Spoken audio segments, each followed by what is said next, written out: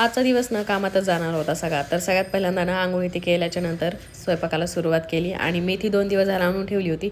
खुडून निसून ती ठेवली होती, पण तिचं काही करणंच होत नव्हतं. तर चला म्हणलं आज पहिल्यांदा करून घ्यावी, कारण सुकून चालली होती ती. आणि आज ना आई आबा पण जाणार आहेत गावाकडं, तर त्याच्यासाठीच माझा सगळा दिवस कामातच जाणार आहे. सगळा स्वयंपाक किती बनवायचा आहे, त्यांना पण सोबत द्यायचं आहे भरपूर सारं.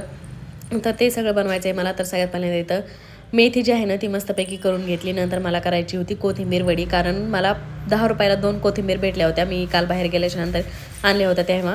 तर ती पहिल्यांदा स्वच्छ नीट करून धुवून ती घेतली आणि नंतर त्याच्यात मस्त जेवढं काही कोथिंबीर वडीला सामान लागतं आहे ना, हळद, मीठ, नंतर काय ते गव्हाचंच म्हणते, तांदळाचं पीठ, डाळीचं पीठ, ते सगळं टाकून घेतलं आणि मस्तपैकी इथं अशी वडी केली आणि उकडायला टाकली. त्याच्यानंतर छोटे छोटे काप करून घेतले, कट करून घेतली आणि ती नंतर तळली तेलामध्ये. आणि खरंच ही जेव्हा कट केली ना तेव्हा असे दिसत होते की ही टोस्टच आहे, सेम टू सेम टोस्टसारखाच आकार आला होता ह्याला. आणि हे बघा, हे काय ते भाजल्याच्या नंतर पण बघा केवढी म्हणजे टोस्टसारखी दिसायला लागले, टोस्टसारखी. आणि माहीला दिली पहिल्यांदा खायला, तर तिनं तर काय खाल्लीच नाही.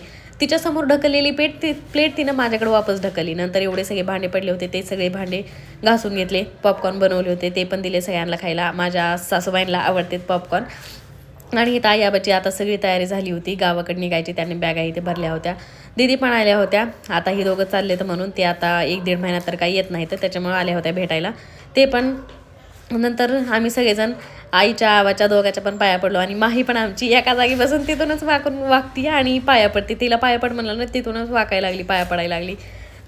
हिचे हे असे गुन्हा बघून आजीला तर काय आता तिकडे गावाकडे काय करमतच नाही. आणि माहीला इथं पण 2-3 दिवस काय करमणार नाही, तिचं मनच नाही लागणार, कारण तिला सवय झालेली आहे आता घरामध्ये इकडून तिकडे फिरायची. नुसती पळती, एकदा आमच्याकडे येते, एकदा त्यांच्याकडे जाती, नुसतं पळती घरामध्ये. आता तिला 2 दिवस काय करमायचं नाही आणि आम्हाला पण करमायचं नाही.